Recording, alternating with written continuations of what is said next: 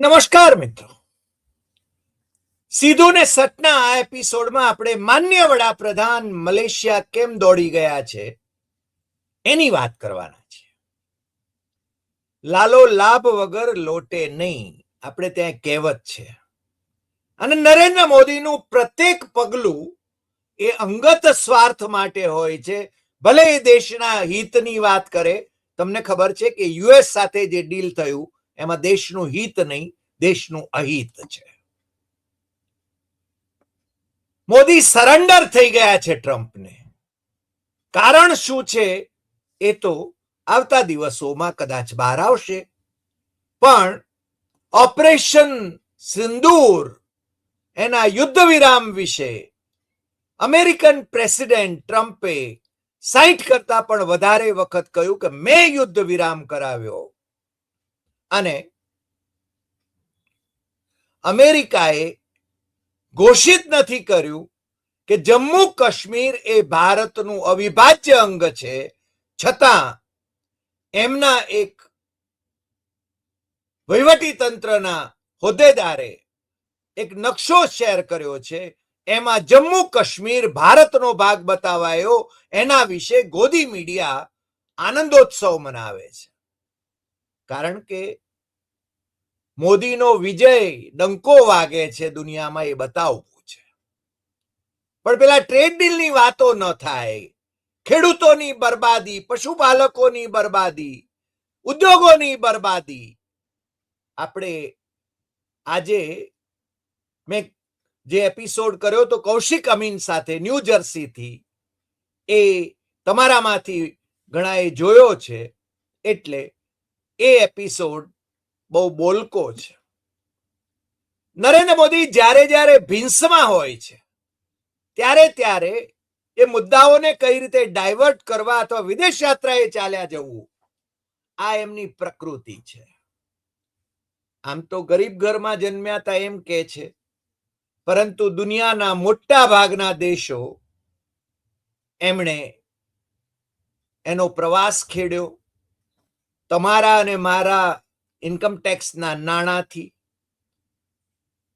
ખિસ્સાના ખર્ચે જો એ ગયા હોય તો એની સામે આપણે વાંધો ન લઈ શકીએ, પણ પ્રજાના નાણાં અબજો રૂપિયા ખર્ચ્યા છે એમણે વિદેશ યાત્રાઓ પાછળ. અમે એમ નથી કહેતા કે વડાપ્રધાને વિદેશ યાત્રાઓ ન કરવી જોઈએ, પણ આટલા બધા પ્રમાણમાં વિદેશ યાત્રાઓ કરવી એ મને લાગે છે કે ભારત જેવા દેશને શોભે નહીં, એના વડાપ્રધાનને શોભે નહીં. પરંતુ વિશ્વગુરુ થવા નીકળ્યા હતા અને ઓપરેશન સિંદૂર વખતે આપણી સાથે દુનિયાનો એક પણ દેશ ઉભો નહોતો, એ તમને ખ્યાલ છે. ભાઈ મલેશિયા ગયા છે, કુઆલાલુમ્પુર ગયા છે, અને my old friend Anwar Ibrahim, ભારતના મુસ્લિમો એમના ફ્રેન્ડ નથી. અહીંયા છે ને મુસ્લિમ વિરોધી જે ચૂંટણી પ્રચાર કરે છે, મુસ્લિમો માટેનો દ્રોહ, એ ભારતીય જનતા પાર્ટીના વડાપ્રધાનના હોદ્દે બેસીને એ કરે છે. 2024ની લોકસભાની ચૂંટણીમાં પણ એમણે મુસ્લિમ વિરોધ એ એમના ચૂંટણીનો મુખ્ય મુદ્દો બનાવ્યો હતો.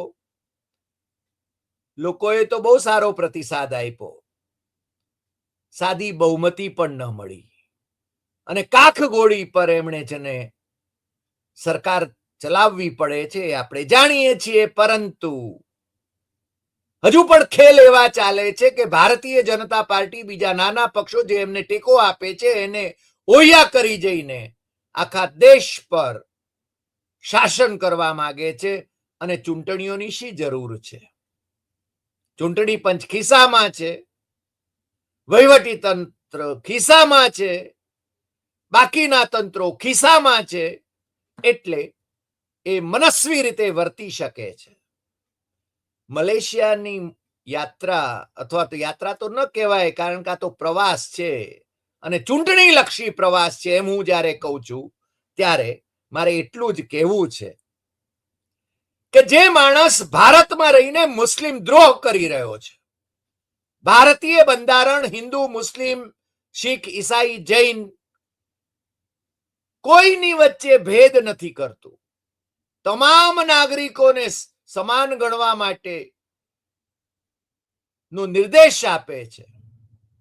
અટલ બિહારી વાજપેયી પણ જ્યારે વડાપ્રધાન હતા ત્યારે એમના ભાષણો અત્યારે જે વાયરલ થઈ રહ્યા છે એ પણ એમ કહે છે કે કોમી એખલાસ એ જળવાવો જોઈએ અને હિન્દુ મુસ્લિમ કોઈના ધાર્મિક ભેદ કરીને આપણે ન જોવા જોઈએ. અત્યારે લિન્ચિંગ ચાલે છે. ગમે તેના ધર્મ સ્થળો એટલે કે મુસ્લિમોના ધર્મ સ્થળો પર બુલડોઝર ચાલે છે. મસ્જિદોની નીચે મંદિરો શોધવામાં આવે છે અને એમના જે મુખ્યમંત્રીઓ છે, હોદ્દેદારો છે, એ આ બધા ખેલમાં સાથી છે. સુપ્રીમ કોર્ટે કહ્યું કે બુલડોઝર ન્યાય એ આપણા બંધારણ સાથે સુસંગત નથી. છતાં મોદી મૌની બાબા છે. પોતાની કેડર્સને પણ એ સૂચના આપી શકતા નથી. એનો અર્થ એ થયો કે એમનો આ બધાને ટેકો છે જે થઈ રહ્યું છે. દેશમાં મુસ્લિમ દ્રોહ અને વિદેશમાં મુસ્લિમોને ગળે લગાવવાના. ગલ્ફના દેશોમાં જાય છે ત્યારે મારા ભાઈ જાણે કે અટ્ટીઓ રમતા હતા બાળપણમાં અને છૂટા પડી ગયા હોય એ રીતે ગળે મળે છે. મને લાગે છે કે ઇન્ટરનેશનલ ડિપ્લોમસીમાં આ રીતે બાજી પડવાનું, ગળે પડવાનું એ યોગ્ય ન લેખાય. પણ મોદી તો જેની સાથે બાજી પડાય એની સાથે બાજી પડે છે. શી જિનપિંગને બાજી પડે તો જોઉં. ટ્રમ્પ અને શી જિનપિંગ થી તો ગભરાય છે ભાઈ. કેમ ગભરાય છે? મારા દેશનો વડાપ્રધાન શાના માટે ગભરાવું જોઈએ? શાને માટે વોશિંગ્ટન થી આવતા આદેશોનું પાલન મારે કરવું જોઈએ? મારા દેશની સત્વશીલતા, સોવરેન્ટી એનું હળાહળ અપમાન પ્રાઇમ મિનિસ્ટર મોદીના શાસનમાં થઈ રહ્યું છે અને પ્રજા મૂક પ્રેક્ષક છે. કારણ કે 82 કરોડ લોકોને મફતનું રાશન મળે છે એટલે એમના જીન્સમાં હવે છે ને સોમાન નામની કોઈ ચીજ નથી રહી. સ્પાઇનલેસ ક્રીચર્સ થઈ ગઈ છે આ દેશની જનતા. એને છે ને જેમ આપણા વાજપેયી સરકારમાં જે નાણાં મંત્રી અને વિદેશ મંત્રી હતા અને આવતીકાલે બપોરે 2 વાગે ઠાકોરભાઈ હોલ લો ગાર્ડન પાસે જેમની જાહેર સભા છે એ યશવંત સિન્હાજી એમણે કહ્યું હતું એમ કે આખા દેશના લોકોને મોદીએ ભિખારી બનાવી દીધા છે. એમાં તમે જો એ ભીખ ઉપર જીવતા હો તો તમારો સમાવેશ છે. તમે મારા દર્શકો છતાં તમારામાં સોમાન ક્યાં છે? તમે કહેશો કે નોકરીઓ નથી તો બોલો કે નોકરીઓ નથી, પણ બોલવું પણ નથી. ખેડૂતોને 6000 નો બટકું ફેંકવામાં આવે છે જાણે કે એમની પોતાની પરસેવાની કમાણી હોય. બિહારની ચૂંટણી હતી ત્યારે 10,000 મહિલાઓના ખાતાઓમાં નાખીને એમણે વોટ ખરીદ્યા એમ કહીએ તો ચાલે. ને SIR જે ત્યાં આગળ ત્રાટક કર્યું એ પણ આપણે જાણીએ છીએ. અને ચૂંટણી પંચ એમનું કયા ગરું છે એટલે બેફામ બનીને ભારતીય જનતા પાર્ટીની વિંગ તરીકે કામ કરે છે. બિહારનો ઉલ્લેખ હું એટલા માટે કરી રહ્યો છું કે ભાઈની વિદેશ યાત્રાઓ સાથે બિહારનો સંબંધ આવે છે.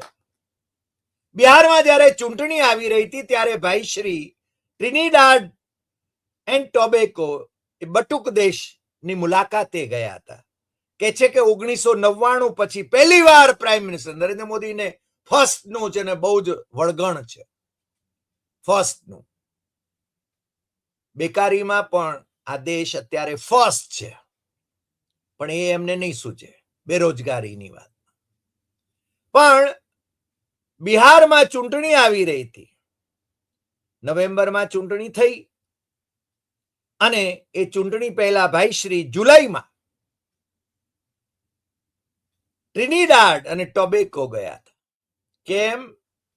બિહારીઓને ઇન્ફ્લુઅન્સ કરવા હતા. વિદેશોમાં જઈને એ પ્રચાર કરે છે કે મારા દેશમાં તમે છે ને જે લોકો તમારા સગા સંબંધીઓ છે એમને છે ને તમે સલાહ આપો કે ભારતીય જનતા પાર્ટીને વોટ આપે, અમને જીતાડે અને કારણ શું ખબર છે? ત્યાંના જે પ્રાઇમ મિનિસ્ટર છે એ બિહારી ગોત્રના છે. નામ એમનું કમલા પ્રસાદ બિસેસા, કમલા પ્રસાદ. અને અમે થંબનેલમાં જે ફોટો મૂક્યો છે એમાં એ સાડી પહેરીને નરેન્દ્ર મોદીનું સ્વાગત કરે છે ત્યાં, અને એમને હાઈએસ્ટ ઓનર આપે છે. 2 દિવસ ભાઈ ત્યાં ગાળે છે. સંસદ ચાલુ હોય ત્યારે જો રાહુલ ગાંધી પોતાના ખર્ચે અથવા તો વિદેશી યુનિવર્સિટી એ એમને નિમંત્રણ આપ્યું હોય ને વિદેશ જાય તો કાગા રોળ મચી જાય છે. ભારતીય જનતા પાર્ટીના પ્રવક્તાઓ કામે વળી જાય છે. પરંતુ સંસદ ચાલુ હોય ત્યારે નરેન્દ્ર મોદી વિદેશ પ્રવાસે જાય તો એની સામે કોઈ વાંધો નથી. એમને કોણ કહેનારું છે? અને એટલે જ અત્યારે સંસદ ચાલુ છે ભાઈ. સંસદમાં અમે ક્યાં હાજરી ક્યાં પૂરતી આપે છે? બોલવાનું હોય ત્યારે જ જાય છે. અને હવે તો સ્પીકરે તો જાહેર કર્યું છે કે સંસદમાં મહિલાઓ, કોંગ્રેસની મહિલાઓ, 3 મહિલાઓ એમને ડૂચા ભરવાની હતી એટલા માટે, કારણ કે આ પ્રવક્તા ભારતીય જનતા પાર્ટી એનડીએ ના પ્રવક્તાઓએ આ સ્ટેન્ડ લીધું હતું. એટલે બિરલાએ તો એમ કહ્યું કે એમના ઉપર હુમલો થવાનો હતો. જો સંસદમાં હુમલો થઈ શકે પ્રાઇમ મિનિસ્ટર, તો મને લાગે છે કે ગધેડાને પણ તાવ આવે એવી વાત આ થઈ. જે માણસની સુરક્ષા સૌથી વધારે છે એને એસપીજી નું કવર છે, બીજા કોઈને ન મળે ને એને જ મળે એવી એને વ્યવસ્થા કરી છે. જે પરિવારના 2 પ્રાઇમ મિનિસ્ટરોએ જાન ગુમાવ્યા છે, શહીદ થયા છે, એમના પરિવારને એસપીજી નું કવર પાછું ખેંચી લઈને એને પોતાની પાસે રાખ્યું છે, કારણ કે હું એકલો જ. અને આ સુરક્ષા કવચ એમને લેવાની મહેચ્છા તો એ ગાંધીનગરમાં ચીફ મિનિસ્ટર હતા ત્યારે અમારી સાથેની વાતચીતોમાં પણ એ બહુ જ સ્પષ્ટ થતું હતું કે દુનિયામાં માત્ર 3 જ જણા છે કે જેમની ઉપર સિક્યોરિટી રિસ્ક છે. એમાં પાછા એ માનતા હતા. એક ઇઝરાયલના પ્રાઇમ મિનિસ્ટર, એક અમેરિકાના પ્રેસિડેન્ટ અને પોતે. આ ભાઈ ત્યાં ગયા હતા, મેં કીધું ને કે કમલા પ્રસાદ અને એમના 38 જેટલા પ્રધાનો, એ બધાએ એમનું છે ને ત્યાં સ્વાગત કર્યું હતું. એમને હાઈએસ્ટ ઓનર આપ્યું હતું. ટ્રિનિડાડ નો 2 દિવસ સુધી એ ભાઈ રોકાયા હતા ત્યાં. અને તમને ખ્યાલ છે કે ત્યાં પણ ભોજપુરીનું ચલણ છે, જે રીતે મોરિશિયસમાં ભોજપુરીનું ચલણ છે. આપણે ત્યાં ફ્લોપ ગયેલી સિરિયલો એ મોરિશિયસમાં સુપરહિટ ગણાય છે.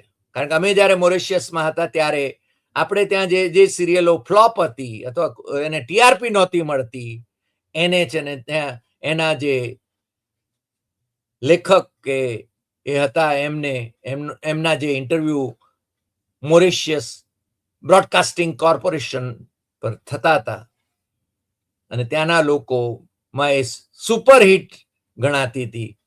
ક્યોંકि સાસ ભી કભી બહુ થી જેવી એટલે એ સુપરહિટ જ હતી. બેનશ્રી મિનિસ્ટર થયા, એના પછી હારી ગયા અને હવે છે ને પાછા સિરિયલમાં આવી ગયા. એ તમને ખબર છે, સ્મૃતિબેન ઈરાની જે રાહુલ ગાંધીને પડકારતા હતા, પણ રાહુલ ગાંધીના એમણે જે કહેતા હતા એ પીએ પણ એમને હરાવી દીધા. પણ ભાઈ મોરિશિયસ ગયા છે, અરે મલેશિયા ગયા છે, સોરી મલેશિયા ગયા છે. મલેશિયા કેમ ગયા છે? પહેલી વાત તો એ છે કે મલેશિયા એ મુસ્લિમ રાષ્ટ્ર છે. મુસ્લિમ રાષ્ટ્રની મુલાકાતે જાય અને ત્યાંના પ્રાઇમ મિનિસ્ટર અનવર ઇબ્રાહિમને ગળે મળે, એમને એરપોર્ટ ઉપર લેવા જાય અને ભાઈ ભયો શું કેવું, જલાય નહીં. તમારામાંથી જેમને રસ હોય એ NarendraModi.in આ એમની પર્સનલ વેબસાઇટ છે, જરા એના ઉપર એમના ભાષણો પણ સાંભળજો. મારા જૂના મિત્ર છે. જૂના એટલે અટ્ટીઓ રમતા હતા ભેગા થઈને, એવું જાણે કે બતાવતા હોય એવું લાગે આપણને. પેલો બરાક ઓબામા બરાકની સાથે અમે ગપ્પા મારીએ ક્યારેક ટાઈમ હોય ત્યારે. બરાક જાણે એમનો ભત્રીજો થતો હોય. અત્યારે બરાકનું નામે નથી લેતા. પણ American prime minister Barack Obama, president, અમેરિકાનો પ્રેસિડેન્ટ બરાક ઓબામા, એની સાથે જે રીતે માય ફ્રેન્ડ ગપ્પા મારીએ, પ્રેસિડેન્ટને કે પ્રાઇમ મિનિસ્ટરને ગપ્પા મારવાનો ટાઈમ હોય, મને લાગે છે કે હદ કહેવાય.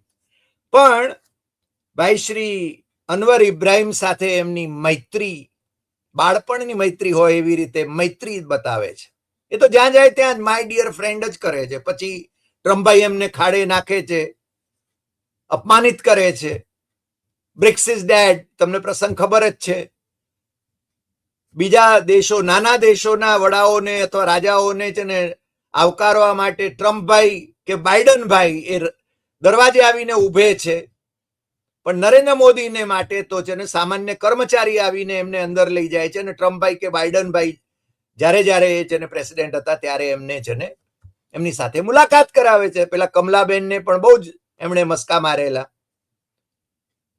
પણ અમેરિકામાં કમલાબેન હોય કે વાન્સના પત્ની, ભારતીય મૂળના પત્ની હોય, અલ્ટિમેટલી એ લોકો અમેરિકાના ઇન્ટરેસ્ટની જ વાત કરશે. ભલે તમે છે ને એમના છોકરા રમાડો અને ખોડામાં બેહાડો. ભાઈએ ખોડામાં બેહાડ્યા હતા, તમને ખબર હશે. એમને છોકરા રમાડવાનો બહુ શોખ. હવે એપ્સ્ટેનની ફાઇલમાં શું નીકળે છે એ અમને ખબર નથી હો, અમે એના વિશે કાંઈ કહેતા નથી. પણ ભાઈ છે ને મલેશિયા ગયા. મલેશિયા એટલા માટે ગયા છે કે ત્યાં તમિળોની સંખ્યા ઘણી બધી છે. અને તમિળોની સંખ્યા છે અને સાથે સાથે તમિળો માટે આરાધ્ય પુરુષ કહેવાય એવા થિરુવલ્લુવર, એમના નામે યુનિવર્સિટી ઓફ મલાયામાં એક ચેર થાય છે, એક સ્થાપિત થાય છે. એ પણ તમારામાંથી જે લોકો સાહેબને પેલો તમને બિહારમાં કે બીજે ક્યાંક ચૂંટણી હતી ત્યારે સાહેબ છે ને ત્યાં આગળ વિવેકાનંદ રોક મેમોરિયલ, ત્યાં આગળ કેમેરાઓની સાક્ષી એ છે ને તપ કરવા બેસી ગયા હતા. તમને ખ્યાલ હશે. વિવેકાનંદ રોક મેમોરિયલમાં આરએસએસ સંચાલિત છે હવે તો. આમ તો સર્વપક્ષી સાંસદોની સહીઓ સાથે વિવેકાનંદ રોક મેમોરિયલ થયું હતું. પણ એની બરાબર બાજુમાં કન્યાકુમારીમાં જ થિરુવલ્લુવરનું ની ભવ્ય પ્રતિમા છે. ભાઈ ત્યાં કેટલી વાર ગયા છે મને ખબર નથી, ગયાનો હજુ ફોટો મેં નથી જોયો, કદાચ ગયા પણ હોય. પણ વિદેશમાં થિરુવલ્લુવર એમનું નામ વટાવીને તમિળોને રાજી કરવામાં ભાઈને છે ને માસ્ટરી છે. અને એટલે જ હું કહું છું કે જ્યારે વિધાનસભાની ચૂંટણી આવે કે લોકસભાની ચૂંટણી આવે ત્યારે વિદેશમાં વસતા ભારતીય મૂળના લોકોને રાજી કરવા માટે ભાઈ તમારા મારા ટેક્સના પૈસા ખર્ચીને,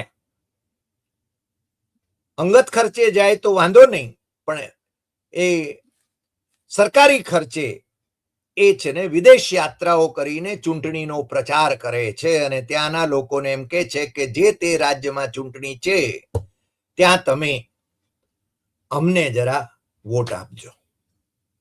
આ મેસેજ આપવાની કોશિશ એમની પ્રત્યક્ષ નહીં તો પરોક્ષ રીતે એ છે. મેં કહ્યું તમને કે ટ્રિનિડાડ અને ટોબેગો ગયા ત્યારે એમણે ત્યાંના પ્રાઇમ મિનિસ્ટર કમલાબેનને, આમ તો કમલા પ્રસાદ, એમણે કહ્યું હતું એટલે એમને વિશે કે people consider her as the daughter of Bihar. બિહારીઓ રાજી થઈ જાય, તાળીઓ પાડે. બિહારી મૂળના, ભોજપુરી મૂળના લોકો તાળીઓ પડાવવાનું તો ભાઈને બહુ ફાવે ને. એવું જ કંઈક મલેશિયામાં થિરુવલ્લુવરનું નામ લે એટલે સ્વાભાવિક રીતે ત્યાંના લોકો રાજીના રેડ થઈ જાય. તમિળ લોકો થોડું તમિળમાં પણ બોલે, થોડું મલયાલી ભાષા મલાયાની ભાષામાં પણ બોલે. પણ ભાઈ એ પાઠ નથી લેતા કે અહીંયા હિન્દુઓ અસુરક્ષિત છે બહુમતીમાં હોવા છતાં. 80% હિન્દુઓ 20 કે 19% મુસ્લિમોથી એમને ડરાવવાનો પ્રયાસ એ સત્તા પક્ષ સતત કરે છે અને મુસ્લિમ વિરોધી બેફામ નિવેદનો એમના મુખ્યમંત્રીઓ પણ કરે છે. એમને વાર્તા નથી. એ ભાઈ ત્યાંથી એક પાઠ બોધપાઠ લઈને આવે તો સારું, કારણ કે આપણા કોમેન્ટેટર ગિરીશભાઈ જોશીએ આજે મને એક મેસેજ મોકલ્યો હતો, એની અંદર બહુ સ્પષ્ટ લખ્યું હતું કે ભાઈ યહાં હિન્દુ ખતરે में नहीं है, મલેશિયામાં હિન્દુ ખતરે में नहीं है. મુસ્લિમોની સંખ્યા કેટલી છે ત્યાં? 63.5%. ટોટલ વસ્તી કેટલી છે? તો 2,24,00,000. એમાં 63.5% મુસ્લિમો છે, 18.7% બૌદ્ધો છે, 9.1% ખ્રિસ્તી છે, 6.1% હિન્દુ છે, અને હિન્દુઓમાં પણ તમિળો વધારે છે. પણ ત્યાં હિન્દુઓ અને હિન્દુ ધર્મ એ ખતરે में नहीं है. અહીંયા ભાઈ શ્રી હિન્દુ હૃદય સમ્રાટ, આમ તો એ ચોરેલું છે પાછું, બાળાસાહેબ ઠાકરેનું ટાઇટલ છે. પોતાને બાળાસાહેબ ઠાકરે પોતાને હિન્દુ હૃદય સમ્રાટ કહેવડાવતા હતા અને ભાઈશ્રીને પણ એ ટાઇટલ ગમી ગયું, એટલે જે પ્રધાન સેવક વાળું છે ને ટાઇટલ એમણે નહેરુથી ચોર્યું છે. આમ ચોરીની વાતો કરે છે ને, પેલા ગાંધી મહાત્મા ગાંધીની સરને ગાંધી પરિવારે ચોરી છે. હવે હકીકતમાં છે ને પાર્લામેન્ટમાં બેઠેલો એક માણસ, કારણ કે ઓપોઝિશન વાળા તો વયા ગયા હતા, પણ કમસે કમ સભાપતિએ તો એમનું ધ્યાન ખેંચવું જોઈતું હતું કે ભાઈ ઇન્દિરા ગાંધીના પતિ ફિરોઝ ગાંધી એ ભરૂચના પારસી હતા, એટલે તમે જરા પ્રાઇમ મિનિસ્ટર આવું ન કહો. પણ એમનામાં હિંમત જોઈએ ને, ગટ્સ જોઈએ. એમની કૃપા દ્રષ્ટિથી તો ઉપરાષ્ટ્રપતિ બન્યા હોય ને સભાપતિ થયા હોય, એટલે બોલી શા ના શકે.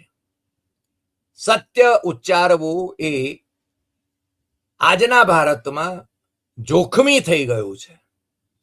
અને છતાં ગિરીશભાઈએ જે અમને આંકડાઓ મોકલાવ્યા, કારણ અત્યારે તો એ જ વાયરલ છે કે મલેશિયામાં હિન્દુ ખતરે में नहीं है. 63.5% મુસ્લિમો હોવા છતાં અને માત્ર 6.1% હિન્દુ હોવા છતાં ત્યાં હિન્દુઓ ખતરામાં નથી, મુસ્લિમો ખતરામાં નથી. આપણે ત્યાં તો હિન્દુઓની સંખ્યા 79-80% છે છેલ્લી વસ્તી ગણતરી પ્રમાણે, અને છતાં હિન્દુઓ ખતરામાં છે એવો પ્રચાર કરીને લોકોને ડરાવવાની કોશિશ કરીને વોટ લણવા છે. મને લાગે છે જ્યાં સુધી પ્રજા સમજે નહીં અને જ્યાં સુધી પ્રજા બોલતી ન થાય ત્યાં સુધી મોદી શાહની સરકારને કોઈ જ વાંધો આવવાનો નથી. એ હવે સમજી લેવું પડે, કારણ કે બધા જ તંત્રો ઉપર એમણે કબજો જમાવી લીધો છે. વિદેશ યાત્રાઓમાં જઈને પણ તમને તો, અને વિદેશ યાત્રાએ જ્યારે જાય ત્યારે પાછા પ્રચાર તો કરતા હોય છે, બીજા દેશના પ્રેસિડેન્ટનો પ્રચાર કરે છે. અગલી બાર ટ્રમ્પ સરકાર, અગલી બાર ટ્રમ્પ સરકાર. હાઉડી મોદીમાં કહી રહ્યું હતું ને. અને અહીંયા નમસ્તે ટ્રમ્પ કરીને આપણે ત્યાં કોરોના લાવ્યા, કારણ કે ઇન્ટરનેશનલ ફ્લાઇટો ખરેખર બંધ કરવી જોઈતી હતી એ વખતે. અહીંયા નમસ્તે ટ્રમ્પ કર્યું. ફાયદો કોને થયો? ટ્રમ્પ ટાવર ક્યાં ક્યાં થયા ભારતમાં? કોણ કોણ ભાગીદાર છે?